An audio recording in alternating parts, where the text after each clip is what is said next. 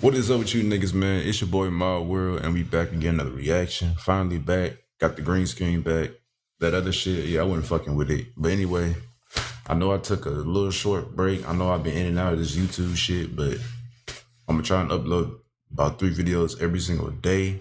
So, without further ado, we got Tales of Toronto, the crazy story of JNOBLE. Without further ado, like, comment, and subscribe. Let's jump right into it, nigga. Gang, gang.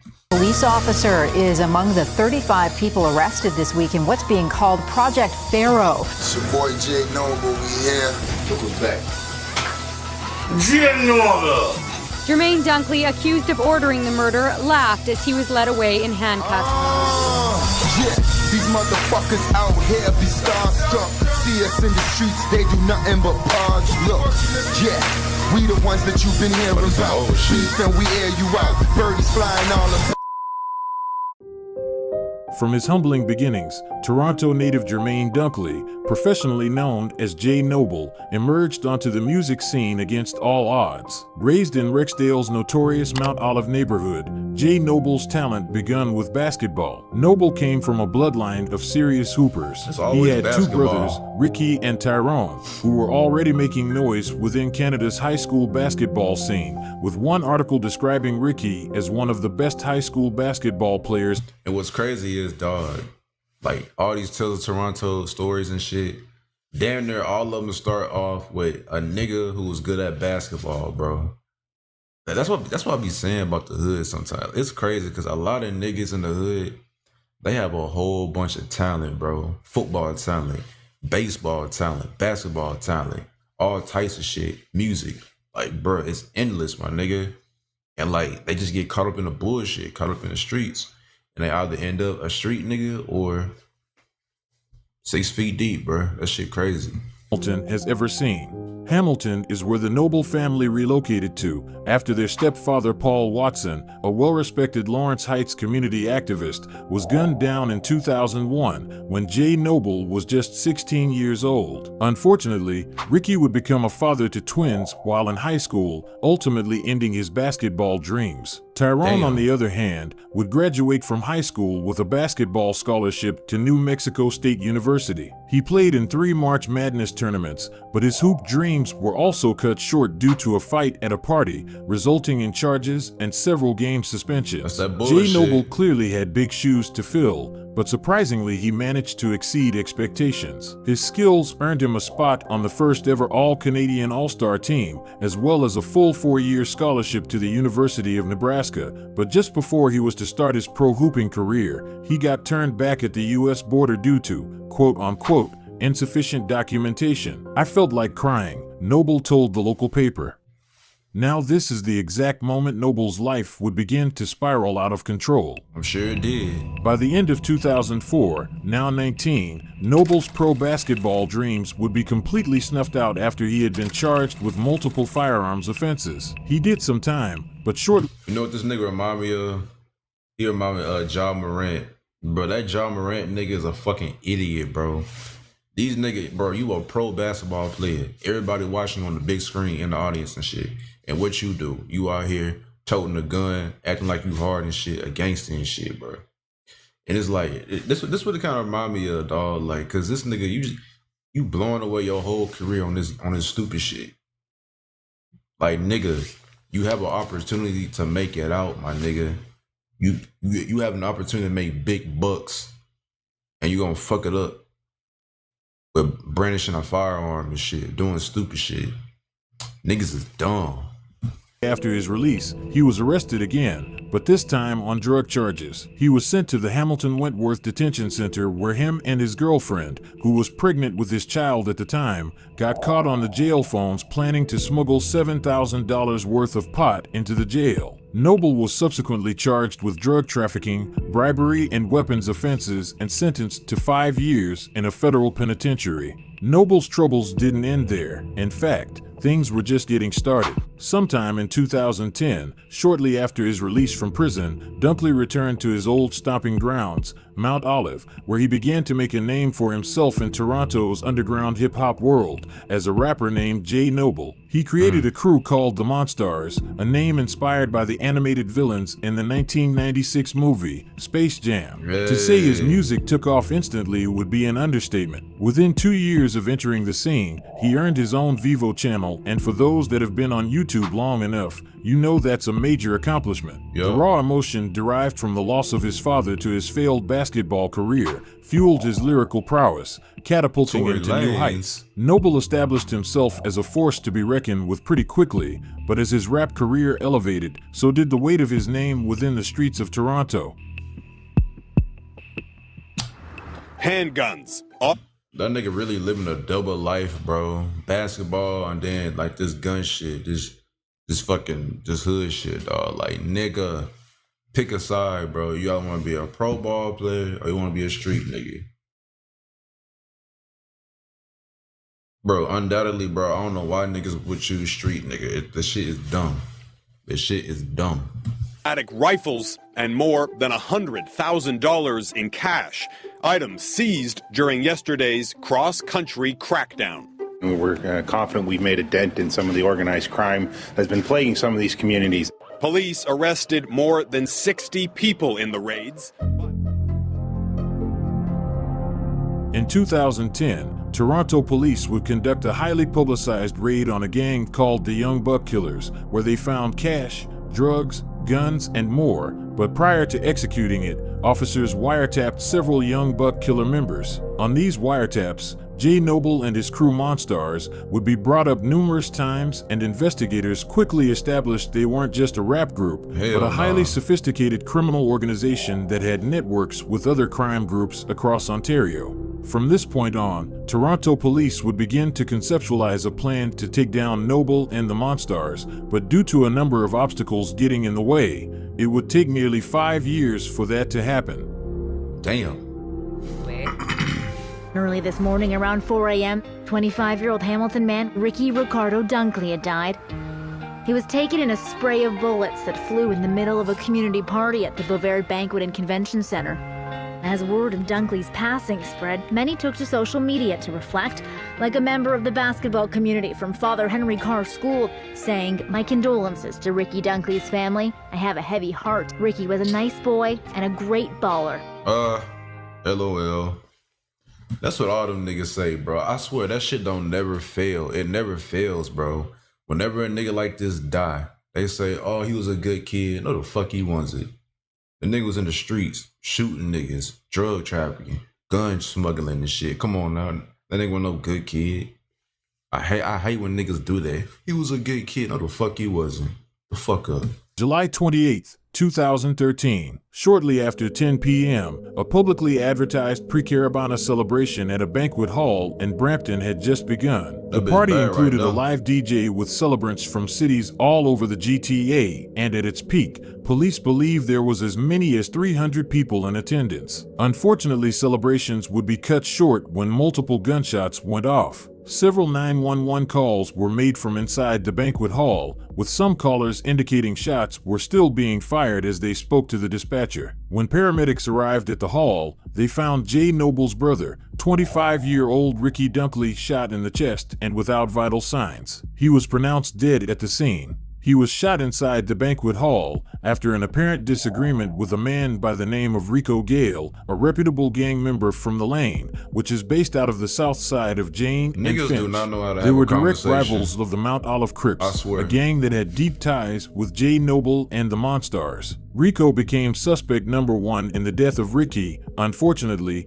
JNOBLE and his family would never see justice as Rico fled to Jamaica shortly after the incident and has never been seen since. Less than a month after the loss of his brother, Noble would begin to put out a series of songs, all of which expressed his true feelings about the incident. Offended, just bought the Mac and the clip is extended. Me and you, nigga, now I'm killing your whole team. Oh, it's the fast life, still going from last night. See my little brother die, tell him that it's on sight. Penny way you look at it, my team be getting richer. Throw some racks up in the hood and tell my little niggas get 'em. Boy, yes, I'm still there, nigga. The streets a cold place, but the cell's cold. You can tell this shit old like a motherfucker, dog, bruh. Don't nothing sound old till you really motherfucking hear. You can tell this shit sound old like a bitch, dog. Early 2000s, 2009, 2010, bruh. That's that old school shit. Checking the calendar for when your time's over. Saying fuck them niggas that haven't been checking for you, but still dealing with the beef that we have with niggas. Throughout these songs, a similar theme is present: revenge. Noble made it known Ricky's killer and anybody associated with him weren't safe, and if needed, he'll get someone to do the dirty work. Well, fast forward 4 months, it seems he would do just that. November 24th, 2013, CCTV footage from the North Etobicoke Community Center in Rexdale shows the following sequence of events.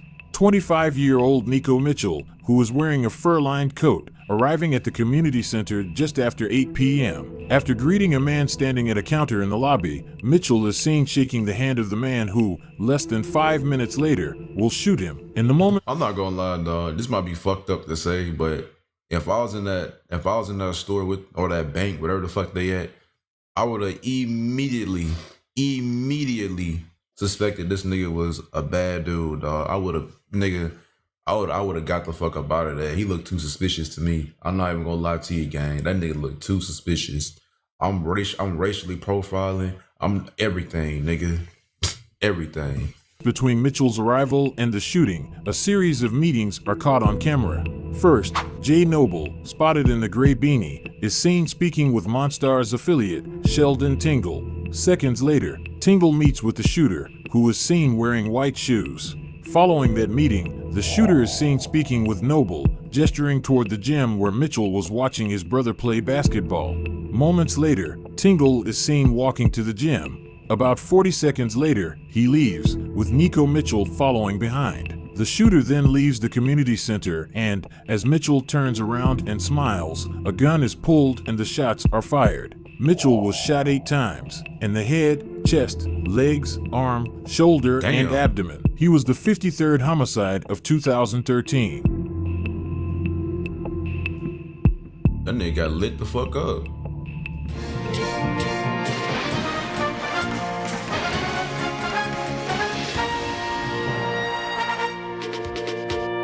The police are continuing to search for a suspect in a murder from last year. They updated the investigation into the murder of 25-year-old Nico Mitchell. He was gunned down outside the North Kipling Community Center. Hey, y'all know these white reporters?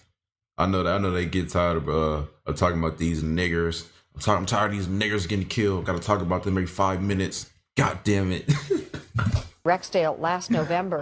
Police had identified a suspect earlier this year, 23-year-old Rashane Hales Wilson of Mississauga. He is wanted for first-degree murder. Detectives say they're frustrated that he hasn't been arrested yet and note that that's because people are helping him. Unfortunately, I'm disappointed, as are Nico's family, to say that Mr. Hales Wilson remains at large as a fugitive from justice and has not been arrested yet for this murder. There is absolutely no doubt in my mind that wherever he is, he continues to pose a serious risk to the public and to the police. He is violent, most likely involved in criminal activity. That nigga's public enemy number one. And dangerous. It would only take 2 months for a suspect to be named in the death of Nico Mitchell. On January... Hey, look, one thing I learned about Toronto, they gonna get your ass.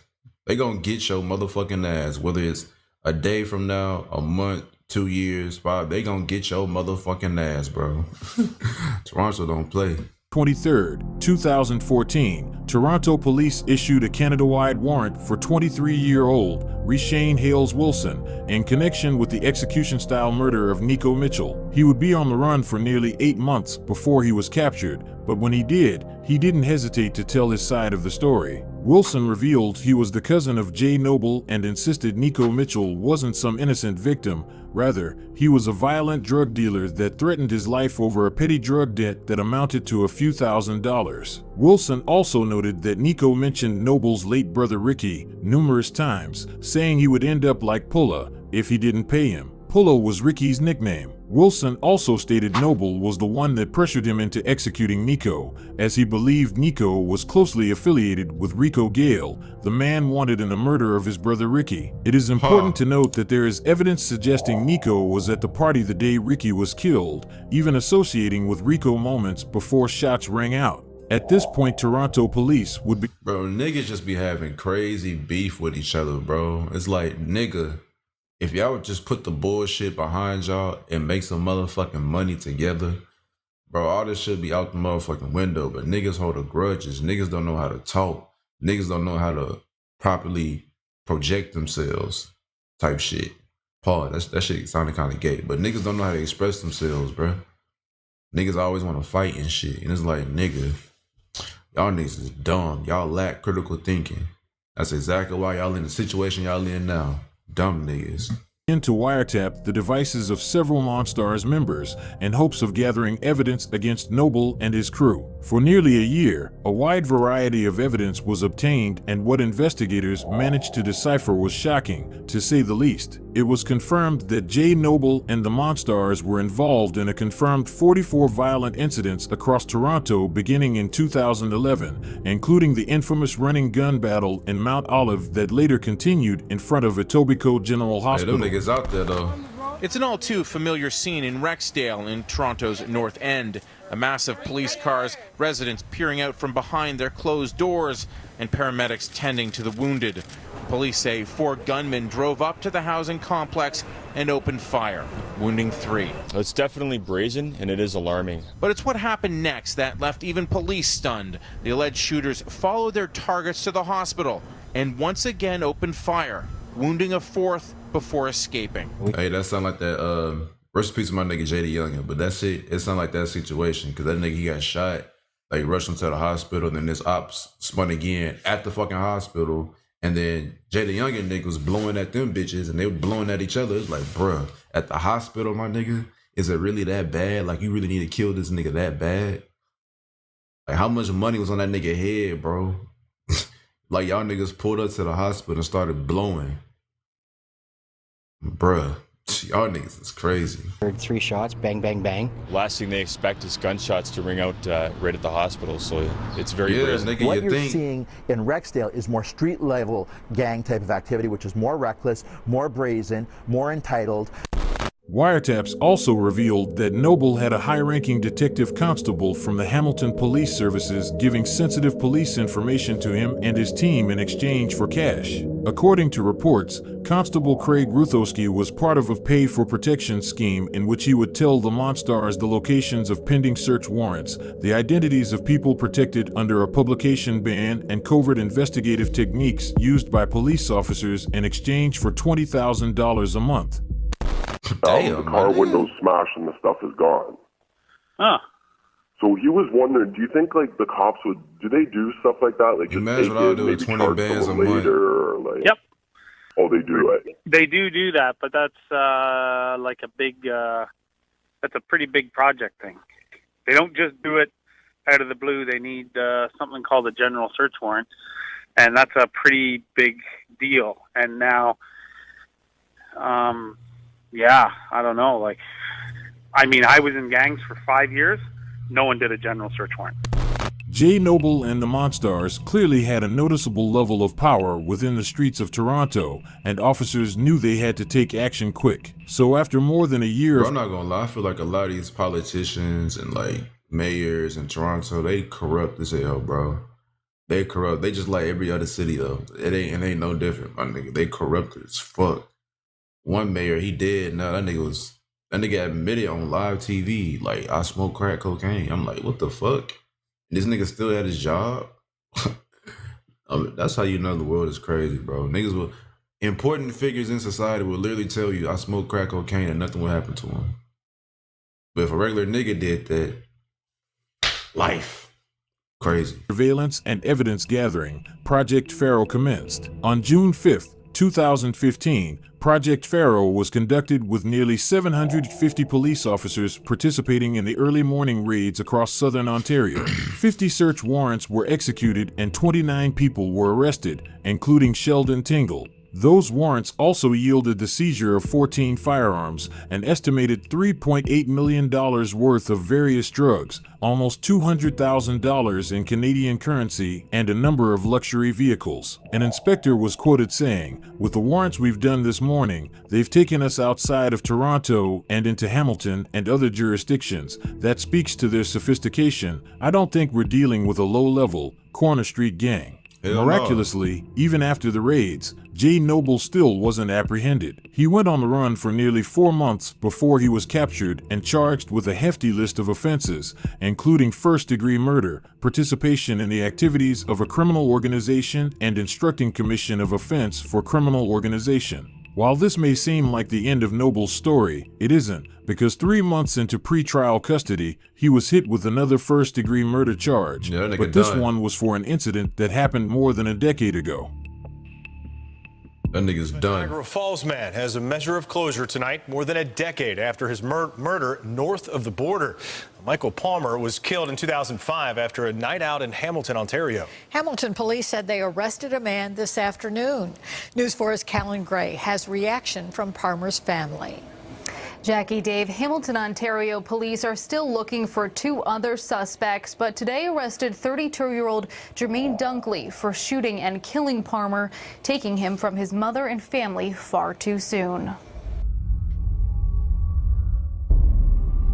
It was the early morning hours of September 8, 2005, and closing time had come and gone at the former CD's bar on Hamilton's Ottawa Street. Hamilton police say many patrons were still milling about in the parking lot when a gunshot rang out. 22-year-old Michael Palmer was hit and was rushed to hospital, but died as a result of his injuries 12 hours later. He was one out of a group of 5 who had traveled to the Ottawa Street nightclub from Niagara Falls, New York. Investigators acknowledged that the case had gone cold until they issued a plea. This nigga went from New York to motherfucking Toronto, bro, or Ontario, and died, nigga. Bruh. Damn. Well, this nigga just an innocent bystander, too. That's crazy. You ain't even gotta be a part of nothing, and you still can just die from that shit. For fresh information back in August of 2017, as the unsolved murder was nearing its 12-year anniversary, out of nowhere a woman, whose name is protected under the publication ban, came forward with information implicating JNOBLE as the gunman behind Michael Palmer's death. As a result, Noble was swiftly charged with first-degree murder. Fast forward a year, trial would begin. The Crown theorized that JNOBLE and some of his friends attended CD's bar that night. After the club closed, the Crown submits that Noble and his friends socialized in the nearby parking lot where Michael, his friends, and other clubgoers were also socializing. They went on further, saying Michael and/or his friends annoyed Noble either because of their presence or because Michael had been flirting with a woman whom the Crown alleges was JNOBLE's girlfriend. In turn, this motivated Noble to shoot Michael in the eye with a handgun. Keep in mind, the Crown's theory is solely dependent on the unnamed informant, who the judge says has a dishonest character with a motive to lie and also has a lengthy criminal record. The judge also made note that her statements over the course of the interrogation has evolved over time, indicating she may have been coached by police officers. Bro, niggas will blow down a whole block for their girlfriend, dog. And it's really not that serious, bro. Like, I'm not finna blow down a whole block for my bitch, nigga. Like, it's not worth it, dog. If your bitch is somewhere else and she flirted with another nigga, or she letting another nigga flirt with her, she's not yours anymore, bro. She's not loyal. Kick ass to the curb. She is not the one. She is not the one, dog. The case, including disgraced constable Craig Ruthowski. Watching the proceeding from a video room at the Hamilton jail and wearing an orange jumpsuit, mask hanging below his chin, JNOBLE broke into a wide smile and laughed after the judge reached his conclusion. He was acquitted of all charges, but his legal troubles still weren't over. The Nico Mitchell trial would commence shortly after, with the Crown this time providing an absurd amount of evidence ranging from CCTV to wiretaps, all of which implicated JNOBLE in Nico's death. The wiretaps were the most damning piece of evidence, however, since it provided several missing links to the case and revealed how JNOBLE truly felt about Nico. In one intercepted call between Noble's mother and her friends, she can be heard expressing that her anger is so intense that she would kill Sislak, who she strongly believed was responsible for Ricky's death. "It's due time for my kid," she said. In another intercepted call, this time between her and JNOBLE, Noble can be heard loudly disagreeing with the belief Sislak had any involvement in the death of Ricky. Instead, he vehemently insisted it was Rico Gale and Nico Mitchell. Wiretaps also revealed JNOBLE's baby mother had commented on a social media commemorative Instagram picture of Nico Mitchell by posting 2 kissing emojis and 2 fist bumps. Soon after, investigators intercepted telephone calls between her and JNOBLE, where he threatened her with violence because of what he considered were supportive comments for the deceased Mitchell on the memorial page. In their conversation, Noble indicated that Mitchell was the one who pointed out his brother to the shooter. Noble went on further stating that he considered her to be a traitor to him and his family, and that when he saw her again, he would quote-unquote slap her up. To fully rest their case, the Crown presented 10 of JNOBLE's own songs, all of which were made after the death of his brother Ricky. They even provided unreleased songs that were stored in his phone, which was seized after his arrest. The Crown submitted that the lyrics present JNOBLE as a man willing to go above and beyond to avenge his late brother. They went even further, pointing to certain songs where they believe he is making direct claims, insisting he would hire someone to assassinate whoever pulled the trigger on his brother, and according to the Crown, that's exactly what he did. He got his cousin, Reshane Hales Wilson, to do the dirty work. On intercepted wiretaps, Noble is even heard creating a plan for him to evade authorities after he did it. Fortunately for investigators, they managed to capture him before he executed on those plans.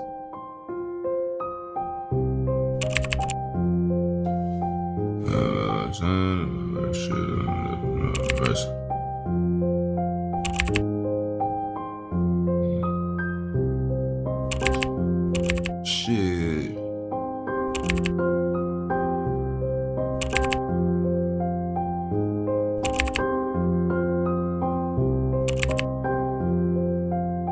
That motherfucker. But anyway, man, that's gonna be the end of this video. They could have made this shit into a whole movie, bruh. But I'll see y'all niggas in the next one. Peace.